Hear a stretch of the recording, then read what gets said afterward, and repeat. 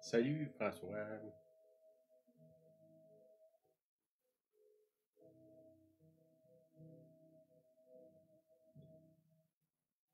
Salut Patrick aussi.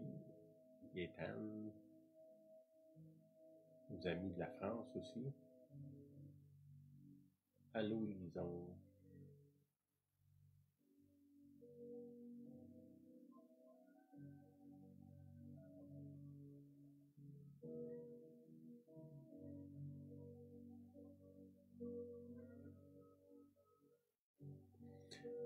Allô Marjolaine.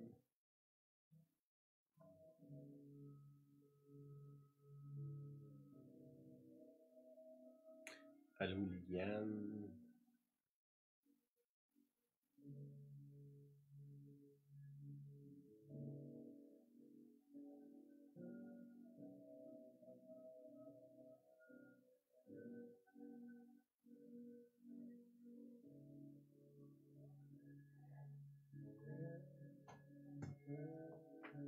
Mon volume il est bas. Peut-être, oui. Un petit peu.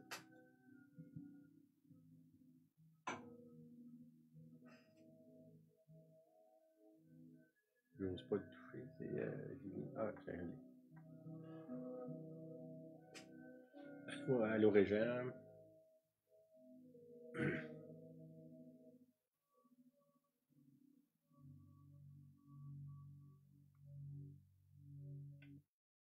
Bonsoir les amis. Julien n'est pas là. Elle garde des enfants de nos enfants. On est rendu grands-parents. Ce qu'il faut que je fasse attention, faut que je me comporte bien. Julien n'est pas là pour me reprendre.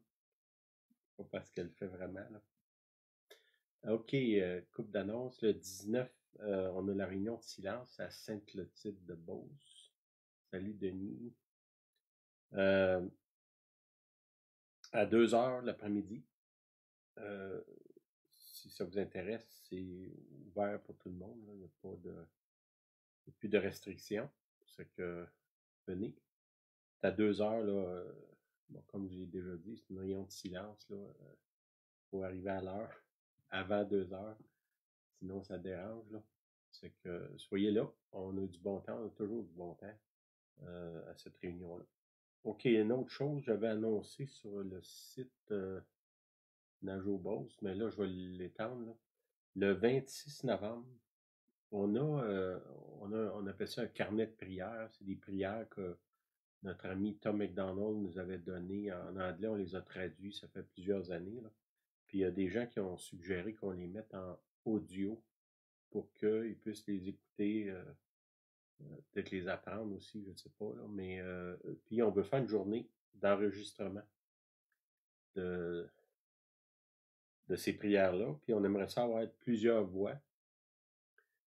OK, je vais essayer d'arranger mon son. Attendez un petit peu.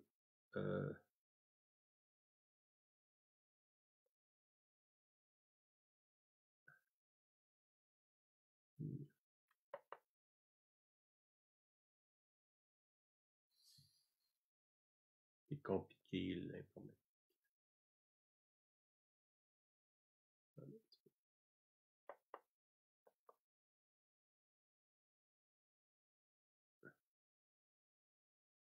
Peut-être je vais essayer de parler plus fort. C'est-tu mieux comme ça? Je vais essayer de parler plus fort. Tiens. C'est-tu mieux? Est-ce que c'est mieux? Oui, non. Je vais rapprocher mon micro comme ça. Puis j'ai l'habitude de ne pas parler fort. Ça, c'est pas... c'est-tu mieux le son? Est-ce que... Oui, bonsoir, bonsoir, bonsoir. Oui, OK, c'est bon. Je vais essayer de parler plus fort. C'est ça, le 26 novembre à 1h30. Ça, c'est chez nous à Sainte-Clotilde. Bon, vu que c'est à la maison, on a une limite. Là, on va prendre 15 personnes. Il faut vous inscrire d'avance. On va lire, dans le fond, puis on va enregistrer, là, chacun, si possible, le plus de différentes voix possibles. dans un petit carnet de prières là, que j'ai ici. Les prières, ben, c'est normalement une page. Là. Fait que, si là, on voit au travers. De toute façon. OK, voyez-vous? OK, c'est bon, parfait. OK. Ça, c'est le 26, 1h30. On va avoir un repas à la fin. Dans le fond, l'après-midi, on va travailler, on va enregistrer. Là. On va être ensemble, on va avoir de la communion aussi, on va avoir du bon temps. Puis, ça va se terminer par un souper communautaire. C'est que, juste si ça vous intéresse, mais quand je vous dis, il y a une limite, là, 15 personnes. Fait que juste m'écrire ou... ouais, c'est ça, m'écrire pour me dire que ça vous intéresse. Là, c'est sûr que si vous enregistrez, ben, arrangez-vous pour être là. Faut pas prendre la place d'un autre. Là. Fait que si vous dites oui, j'y vais, ben, selon la Bible, quand on s'engage dans quelque chose, il faut l'accomplir. Fait que soit assurez-vous d'être là pour pas prendre la place de quelqu'un d'autre. OK. On continue notre étude là, sur le doux murmure. On est rendu à la leçon 3. Si vous avez manqué, les autres sont soit sur le fil de Facebook ou sur YouTube. Les 3 études précédentes, finalement. D'où vient le mot doux murmure? C'est dans Un roi. Ça, c'est dans l'Ancien Testament. Il y a les livres des rois 1, le livre des rois 2. Dans le fond, c'est l'histoire des différents rois d'Israël. Puis, il y a un prophète qui est là, qui s'appelle Élie. Puis, qu'est-ce qui se passe? Il accomplit quelque chose pour Dieu, puis là, il y a quelqu'un qui décide qu'il va mourir, ça fait qu'il a peur, puis il se sauve, va se cacher dans une caverne. Puis, là, dans le fond, il est vraiment troublé, là. Puis, Dieu vient le voir. Là. Ça, c'est 1 roi 19, chapitre 19, verset 11. On va le lire ensemble. L'Éternel dit, sors. Il a dit ça au prophète. Et tiens-toi dans la montagne devant l'Éternel. Il était caché dans une grotte. Là. Et voici l'Éternel passa. Et devant l'Éternel, il y eut un vent fort et violent qui déchirait les montagnes et brisait les rochers. L'Éternel n'était pas dans le vent. Et après le vent, ce fut un tremblement de terre. L'Éternel n'était pas dans le tremblement de terre. Et après le tremblement de terre, un feu. Et l'Éternel n'était pas dans le feu. Et après le feu, un murmure doux et léger. Okay? C'est là d'où vient notre étude, là, un doux murmure. Oui, Dieu peut parler comme une tempête. Là, on le voit à plusieurs endroits dans l'Ancien Testament. Mais souvent, quand il se présente à nous, c'est un doux murmure. Puis là, dans le fond, le but de l'étude, c'est d'essayer d'apprendre à être attentif à cette voix-là. Pourquoi c'est important? Ben, dans le fond, on pourrait dire qu'une des marques du chrétien, c'est d'entendre la voix de son maître. Entendre la voix du Seigneur. Mes brebis connaissent ma voix. Ben, si je veux savoir si je suis une brebis du Seigneur, je suis supposé de connaître sa voix, la reconnaître. OK? Bon, on pourrait dire c'est facile à dire, c'est pas tout le temps facile à faire. Donc, on va essayer dans le fond, dans cette série d'études-là, de s'approcher pour être plus attentif. Pour ça, un peu, j'ai mis l'image derrière moi. Là. Quand j'étais plus jeune, là, il y avait tout un mouvement, surtout bon, dans les grandes puissances, ceux qui avaient beaucoup d'argent, les États-Unis, puis la Russie, puis d'autres pays européens, d'installer c'est un peu ce que vous voyez derrière moi, un peu des grandes oreilles pour essayer d'écouter l'univers, voir s'il n'y avait pas de la vie ailleurs. Hein? Quand on était jeune, on disait les Martiens. Après ça, c'était les extraterrestres. Puis là, bon. Ça fait que c'est dans le cadre de l'humain de se demander est-ce qu'il y a quelque chose en dehors de ce que moi je vois? Est-ce qu'il y a quelque chose loin là-bas? Est-ce qu'il y a une voix qui veut parvenir jusqu'à nous? Puis c'est pas par hasard qu'ils ont bâti ces grandes coupoles-là, finalement, pour écouter l'univers. Étrangement, le Seigneur lui dit, ben moi, je vais venir habiter dans ton cœur. Tu n'as pas besoin d'une grande coupole, là, tu vas juste à l'écoute, puis je vais venir, je vais parler comme un doux murmure dans ton cœur. C'est ça, finalement, le but de l'étude, c'est d'arriver au doux murmure puis peut-être d'exempter la tempête, puis les tremblements de terre, puis tout le reste là. OK. Pourquoi que c'est pas tout le monde qui entend la voix de Dieu? Aujourd'hui, on va adresser cette question-là. Bon, dans le fond, dans l'étude, là, j'ai 4 réponses à ça. Puis on va essayer d'évaluer notre volonté d'entendre. Hein. Jusqu'à quel point on veut entendre Dieu? C'est une bonne question. Les 4 raisons principales pour lesquelles une personne n'entend pas le Seigneur.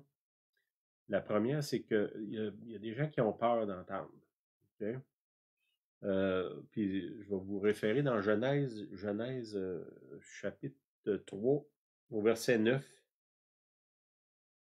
Bon, ça, c'est après que Adam et Ève, finalement, ils ont failli dans leur tâche. Là. Dieu les a dit de faire une chose. Vous savez que dans le jardin d'Éden, il y avait un seul règlement, puis les autres qui ont réussi à l'enfreindre. Pensez à nous autres, ça. Puis, au verset 9, Genèse 3, Genèse, c'est le premier livre de la Bible, là, au début. Mais l'Éternel, Dieu, appela l'homme et lui dit, « Où es-tu? » Okay? Ça, c'est une question que on veut entendre, puis on veut pas entendre. Hein? Quand Dieu nous demande « Où es-tu? » Vous comprenez que Dieu n'est pas en train de chercher Adam. Là. Cette question-là, c'est pas Dieu qui cherche à savoir « Il est où Adam? L'as-tu vu, toi? » Non. Il pose la question à Adam pour qu'Adam se demande lui-même où est-ce qu'il est rendu. Là. Puis beaucoup de gens qui ont rencontré le Seigneur, d'une certaine façon, c'est au travers de cette question-là, où est-ce qu'à un moment donné, on se réveille et on se dit, ben là, ma vie, elle s'en va où? Qu'est-ce qui se passe? J'avais cru que telle chose marcherait, puis ça n'a pas marché, puis finalement, j'ai perdu mes repères, j'ai perdu mes rêves, mes ambitions, puis là, le Seigneur, il vient, puis il dit, ben, t'es où? T'es où? Où es-tu? Où es-tu? Nous autres, on dit, t'es où? Où es-tu? Puis cette question-là, elle revient à chacun de nous. Et si vous vous approchez de Dieu, ben, ça peut nous faire peur de prendre conscience d'où est-ce qu'on en est. Là. Parce que beaucoup de nous, on est loin de où est-ce qu'on devrait être. Autant au niveau familial, financier, au niveau de notre profession, de nos amitiés. On a tellement de places qu'on a failli que d'arriver à comprendre où est-ce qu'on est, ça peut faire peur. Puis je pense que beaucoup de gens, là, quand cette question-là approche, ils prennent la voie de l'évitement. Ils montent le volume de la TV, ils font toutes sortes d'activités pour essayer d'éviter la question où es-tu? Parce que ça pourrait faire peur là, de voir où est-ce qu'on est vraiment. OK. Dieu ne nous cherche pas, là, vous comprenez ça. Et il demande où sommes-nous en rapport avec lui. Où en es-tu concernant Dieu?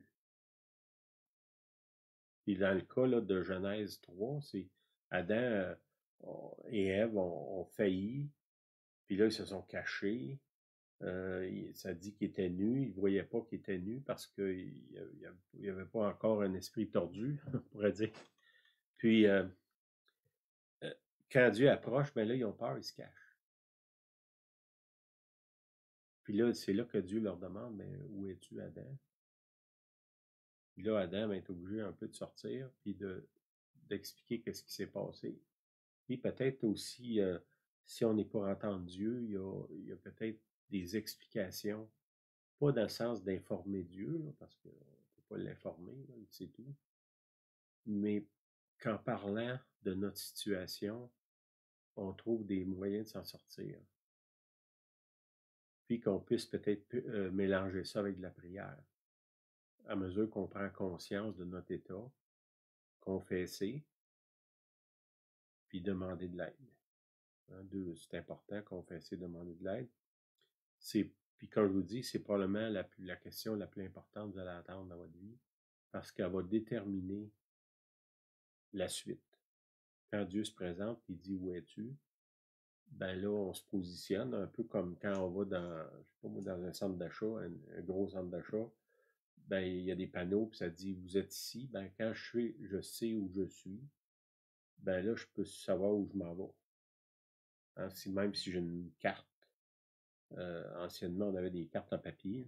Aujourd'hui, c'est des GPS, là, mais quand tu avais une carte en papier, mais tu ne sais pas où est-ce que tu es, ça ne me donne rien. Si j'ai une carte du Canada, puis je ne sais pas où je suis dans le Canada, la carte, elle ne sert à rien. Là. Puis dans ma vie, c'est pareil.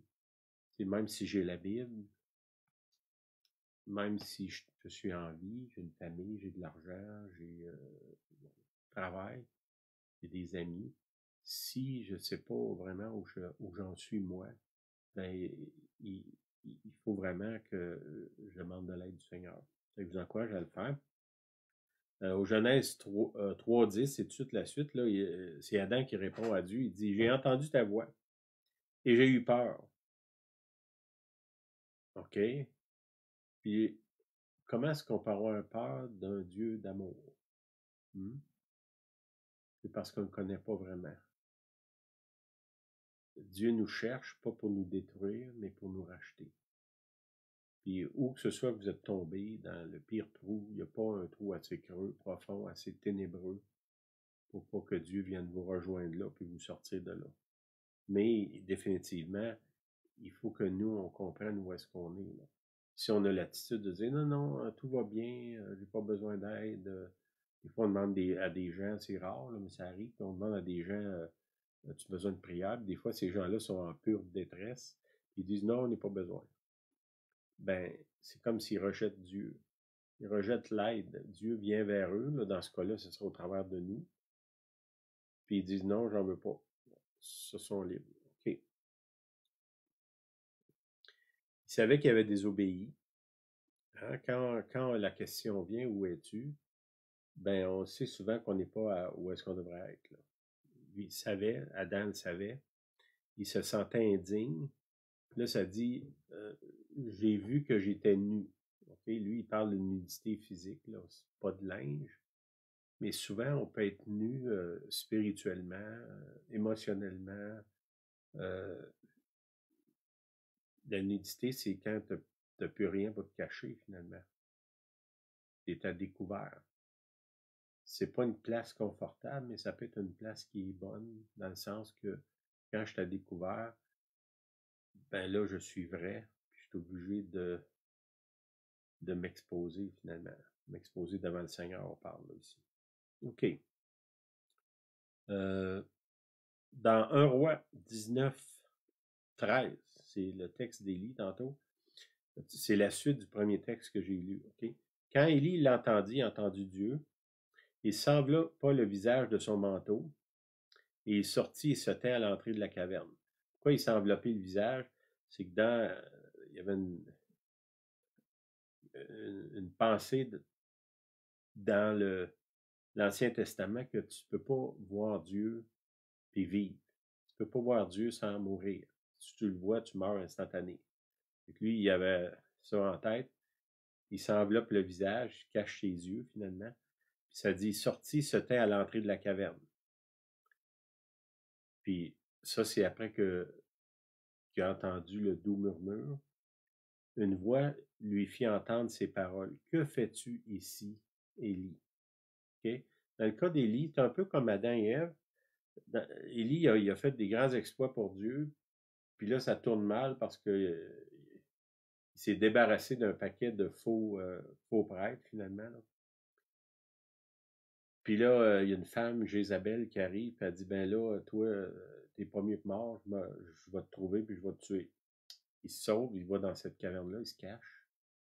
Puis, là, Dieu vient le voir, puis il dit, mais qu'est-ce que tu fais là? Puis ça aussi, ça peut faire peur, parce que, vous savez, il y a beaucoup d'actions qu'on fait, qu'on se cache des autres. Hein? Je pense que beaucoup de nos actions sont cachées, nos pensées surtout. Puis, si Dieu intervient et dit, c'est quoi tu fais là? Est-ce on est prêt à entendre ça? Des fois, on n'est pas prêt. Et ça peut être des raisons parce qu'on a peur. Dans le fond, la réponse à ça est assez simple. Là. simplement d'admettre, dans le cas d'Adam, que tu es nu, puis que tu as péché. Dans le cas de Élie, c'est tu as peur, tu t'es caché. Mais si on confesse nos péchés, la Bible nous dit, ça c'est dans 1 Jean 3, 9, ça dit, si nous confessons nos péchés, il est fidèle et juste pour nous pardonner nos péchés et nous purifier de toute iniquité. Okay? Il pardonne, puis il purifie. Puis ça dit, il est fidèle et juste. Le Seigneur, il est fidèle. Son désir, c'est de nous pardonner, c'est pas de nous détruire. Souvent, c'est nous qui se détruisons en se sauvant, en se cachant, en évitant. Puis les deux très bonnes questions. Où es-tu, puis que fais-tu ici? Ça, c'est des questions, souvent, si on approche de Dieu, qui va nous poser, comme je vous dis, pas pour s'informer, là, mais pour que nous, on soit comme, prenne conscience. Prendre conscience, ça dit en Jésus-Christ, les consciences s'éveillent. C'est ça, ça dit dans le Nouveau Testament. Une autre raison, c'est qu'il y a du monde qui se sent indigne d'entendre. OK? Ça, j'ai déjà adressé ça, mais je veux le ramener. Il n'y a personne de nous qui est digne d'entendre. Personne qui est assez spirituel, qui s'est assez repenti, qui a assez prié, qui a assez appris la Bible, qui a obéi autant qu'il pouvait. Personne de nous n'est digne d'entendre. Fait qu'il faut qu'on fasse la paix avec cette partie-là de nous qui dit, moi je suis sale, donc Dieu veut pas me parler. Non, c'est le contraire. Parce que tu es sale, il veut te parler. Parce qu'il y a juste lui qui peut te laver. Fait que l'idée de s'éloigner et de dire, tu sais, des fois, la religion nous dit, va te laver, tu reviendras après.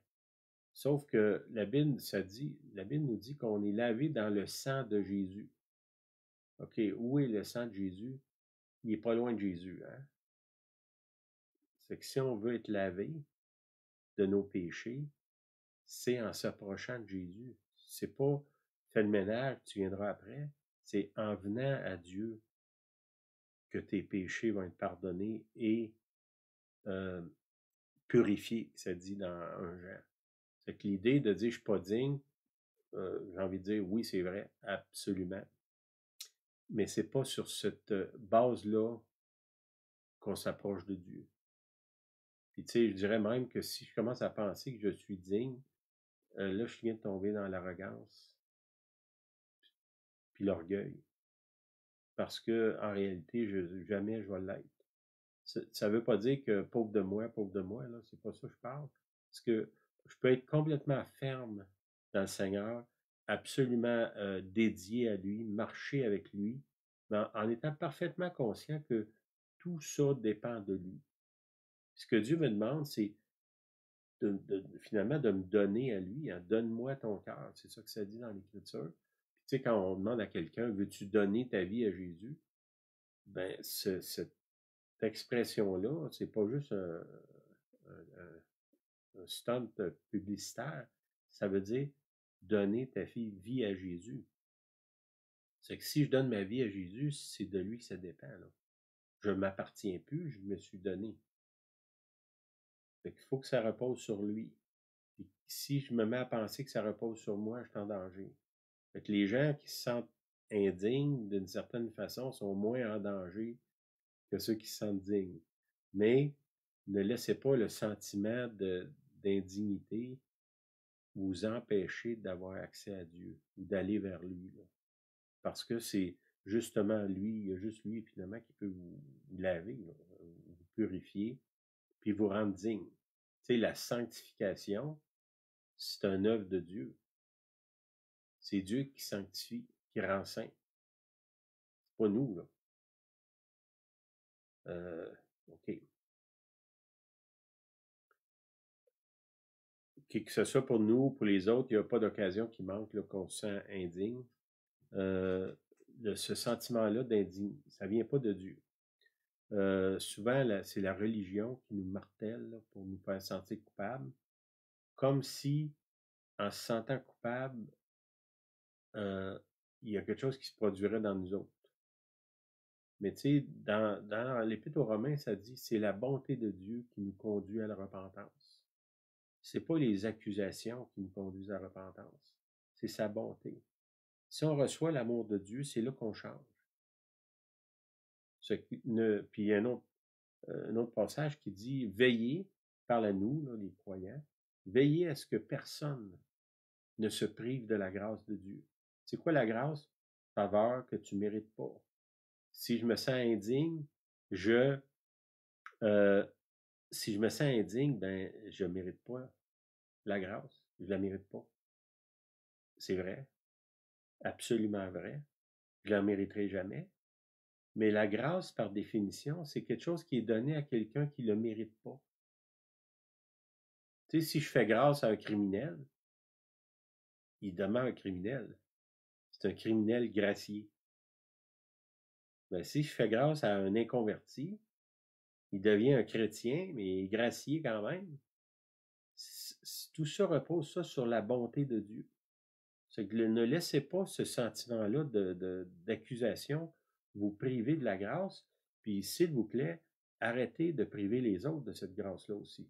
En mettant toutes sortes de règles, vous dites, ben là, tu ne pries pas assez, puis tu dois avoir un péché caché, puis peut-être que si tu ferais ça plus, puis tu ferais ça plus, c'est quoi le nombre de prières que je peux faire pour être accepté de Dieu? C'est quoi le chiffre magique qu'il faut que j'atteigne? Combien d'heures de jeûne qu'il faut que je prenne avant d'être accepté de Dieu? C'est quoi le chiffre qu'il faut que j'atteigne? Combien de versets dans la Bible faut que j'apprenne par cœur avant d'être accepté de Dieu?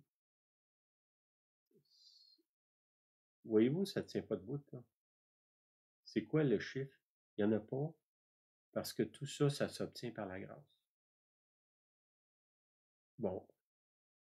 Puis ça, comment je dirais, le sentiment que je suis indigne, puis la vérité du fait que je suis indigne, devrait me faire chérir encore plus la grâce. Puis quand je chéris la grâce, parce que je vois à quel point Dieu était bon avec moi, qui m'a pardonné, qui m'a effacé mes péchés, ben c'est ce sentiment-là qui va m'éloigner du péché. C'est pas les accusations, c'est la révélation de la grâce. OK.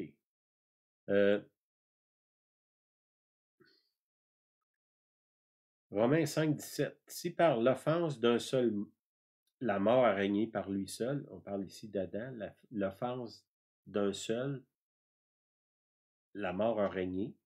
On sait que le péché est venu jusqu'à nous à cause de la chute de Adam et Ève.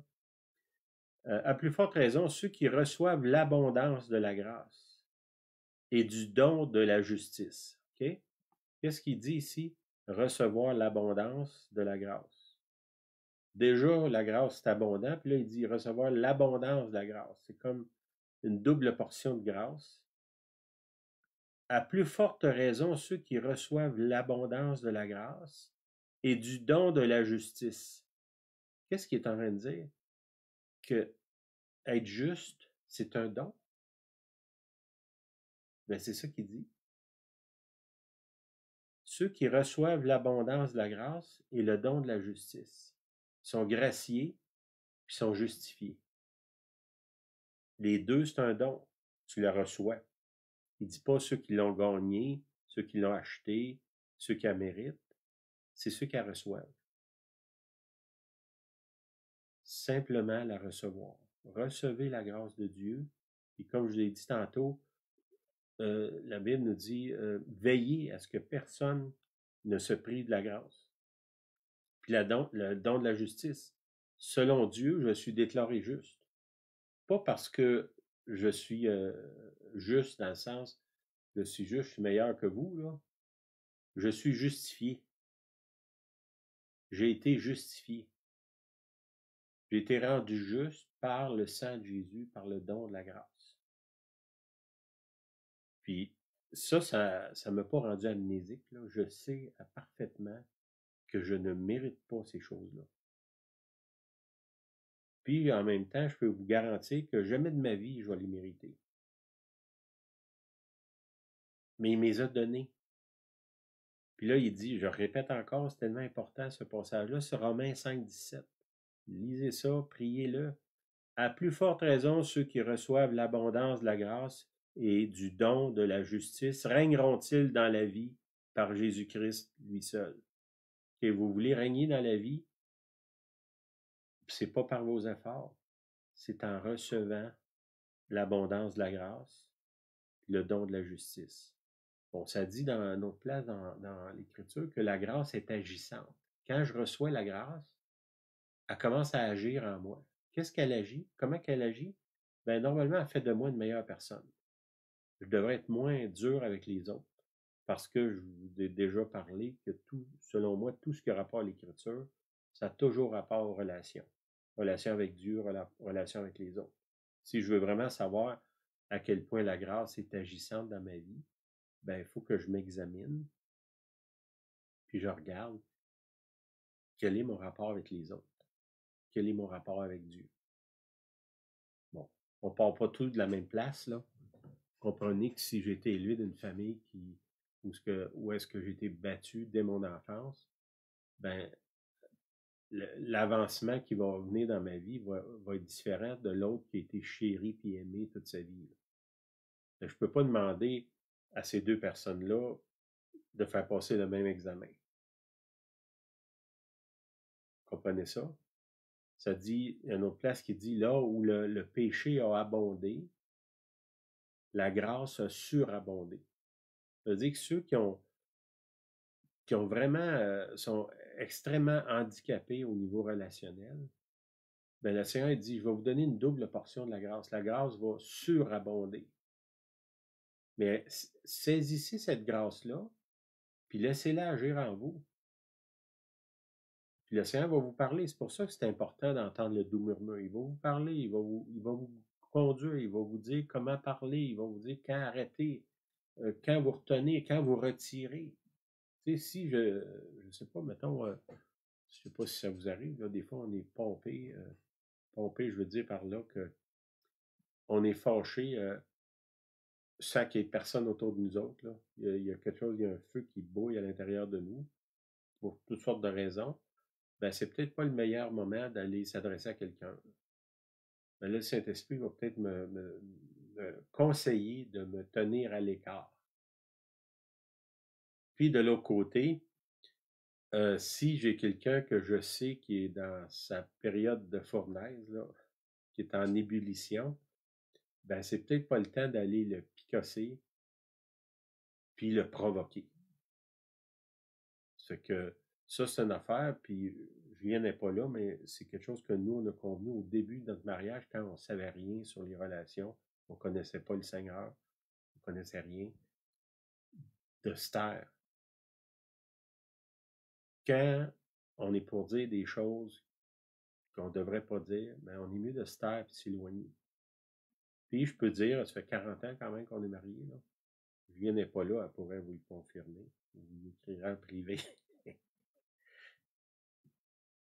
Que le Seigneur nous a épargnés par sa grâce, parce que tout ça, c'est la grâce, de se dire des choses, moi j'appelle ça des paroles assassines, en conversation avec Julien, puis la même chose de mon côté. Jamais qu'il y a des mots qui ont sorti qui étaient destructeurs de notre relation. Est-ce que c'est venu dans notre tête? Je ne lis pas dans la tête à Julienne, mais je lis dans la mienne, puis la réponse est absolument oui. Mais ça n'a pas sorti de notre bouche. Ça en est un œuvre de l'esprit, mais il faut qu'on obéisse aussi, là. Bon, là, je dérape un peu, mais je pense que je vous chargerai rien pour ce surplus-là que je viens de donner. Ça, c'est une profonde sagesse de quelqu'un qui l'a testé sur une période de 40 ans, d'apprendre à se taire. Quand vous n'avez rien d'intelligent puis de constructeur à dire, ben, taisez-vous. Vous allez en bénéficier, puis les autres autour. C'est plus facile de détruire des relations que de les construire. Puis pour nous, là, une des façons fondamentales qu'on a appris à construire des relations, c'est de se taire. Puis dans notre couple, ça a marché. Bon, vous n'êtes pas obligé de faire comme nous autres, là. peut-être d'autres façons, là. Mais en tout cas. OK. C'est trop bon, ce verset-là, je vais le relire. À plus forte raison, ceux qui reçoivent l'abondance de la grâce et du don de la justice régneront-ils dans la vie par Jésus-Christ lui-même. Quelle promesse de régner dans la vie. Qu'est-ce que ça veut dire régner dans la vie? Je ne sais pas, là, mais ça sonne tellement bon que je le veux. Je le veux, Seigneur.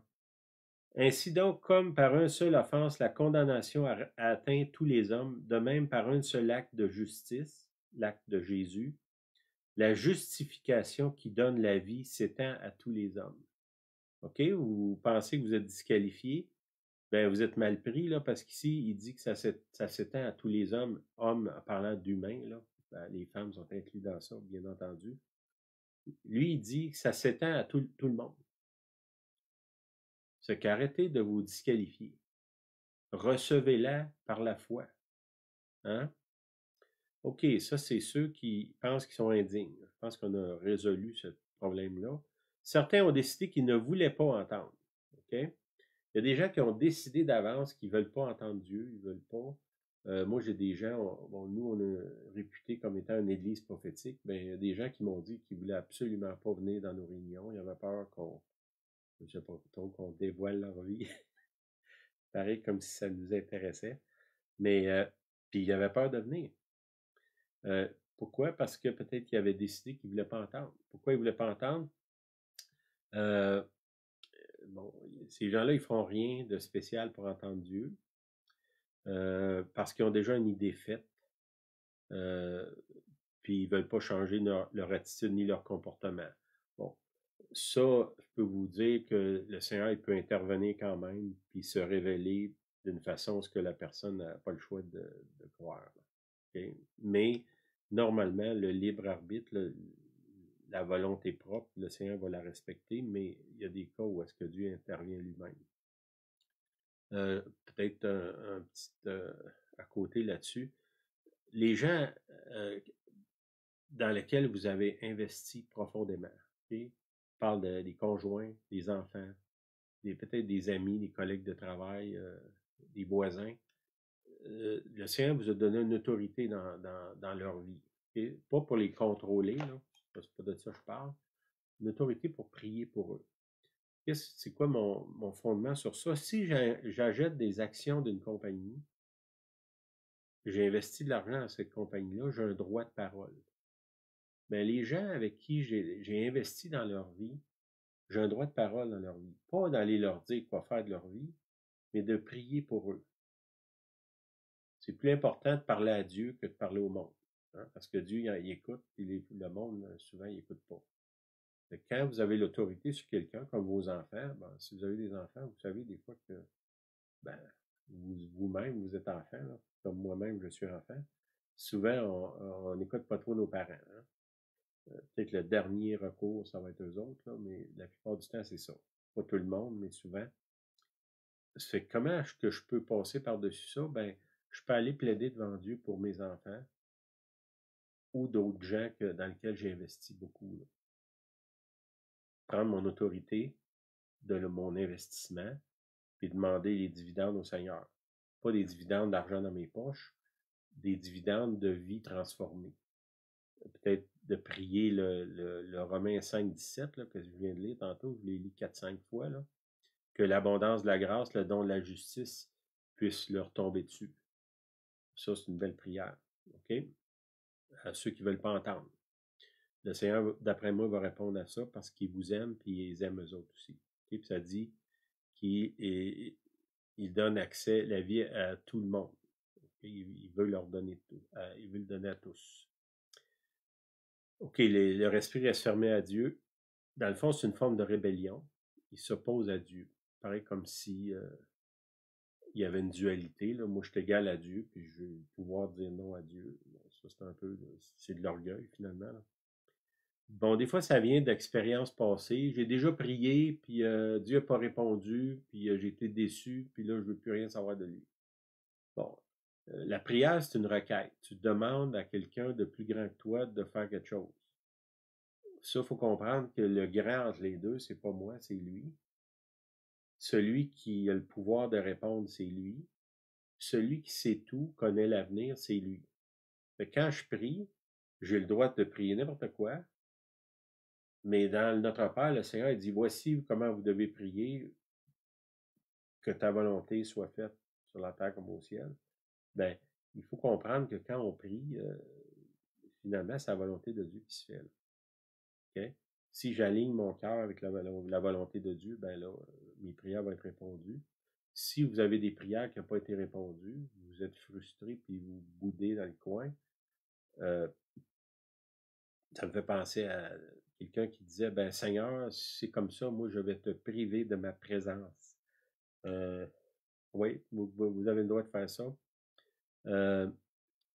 Sauf que quand on fait ça, c'est celui qui se prive, c'est pas Dieu. Là. Parce que, tu sais, mes ressources, moi, j'apporte pas grand-chose à Dieu. Là. C'est quand je m'éloigne de lui, celui qui est en manque, c'est moi. Là. C'est que si vous vous êtes éloigné de Dieu parce que vous avez eu une frustration pour des prières qui n'ont pas été répondues, ben, je vous en supplie, revenez à lui, parce que là, vous vous êtes mis vous-même dans une prison. Vous vous êtes emprisonné dans vos mauvaises interprétations de la volonté de Dieu, puis là, ben, ça vous tient loin de Dieu. Ben, sortez de là, revenez au Seigneur, peut-être réétudier le Romains 5, 17, repassez ça, puis repentez-vous, puis revenez au Seigneur. Des fois, on a demandé des choses à Dieu, puis il les a pas faites.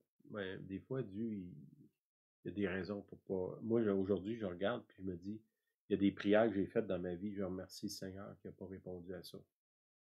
Ça aurait été un paquet de problèmes. Sur le coup, j'étais frustré un peu, parce que, me semble, Seigneur, c'est une bonne affaire, ce que je te demande, puis je lisais ça, je riais avec Julienne cette semaine. Aux États-Unis, il y a une loterie là, qui sont rendus à 1,9 milliard. Un peu comme, je sais pas, les loteries ici, là, 649, je sais pas quoi.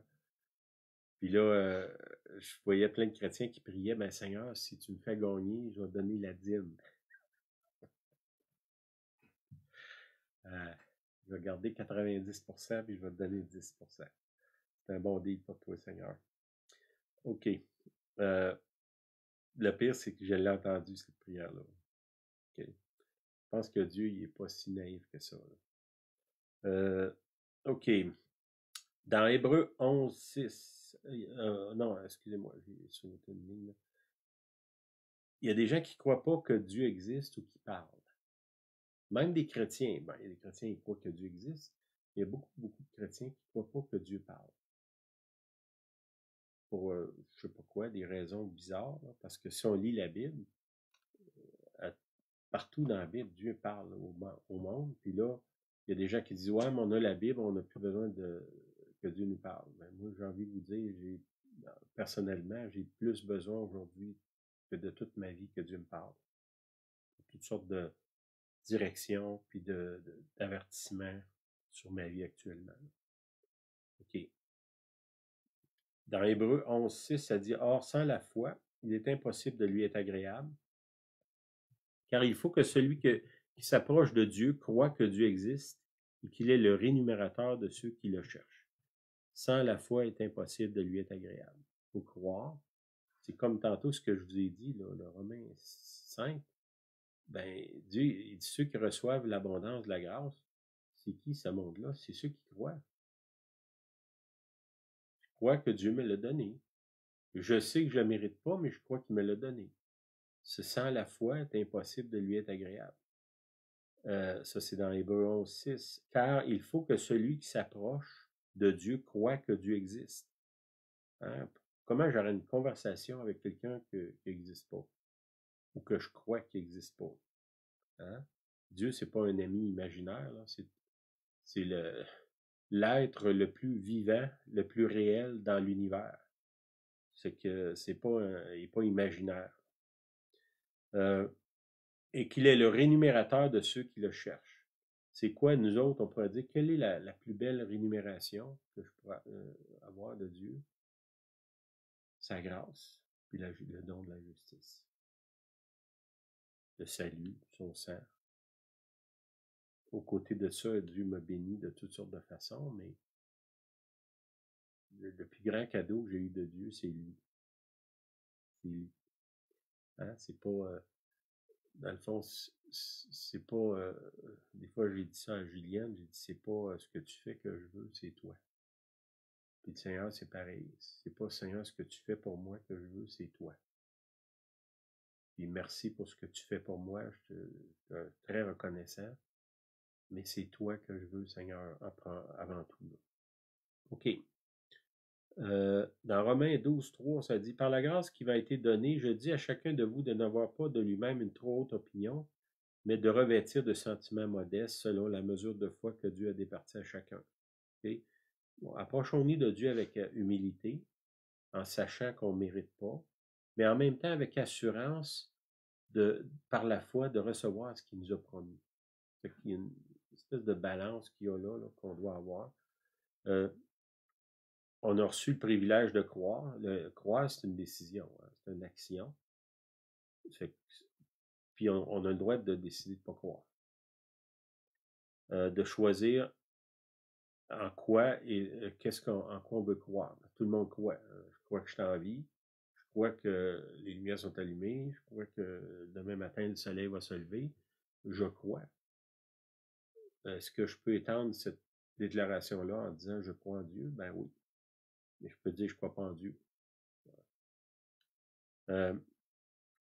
Ça, c'est le seul être dans la création qui a reçu le privilège de dire qu'il ne croit pas en Dieu. C'est l'humain. Mais faites pas de ce privilège-là une occasion de chute pour vous-même. Le fait que Dieu vous a donné le droit de ne pas croire, ben, perdez pas votre temps à ne pas croire. C'est ça. Okay. Dieu veut que nos vies, ça devienne des modèles qui poussent ceux qui ne croient pas en Dieu à utiliser leur foi pour s'approcher de lui.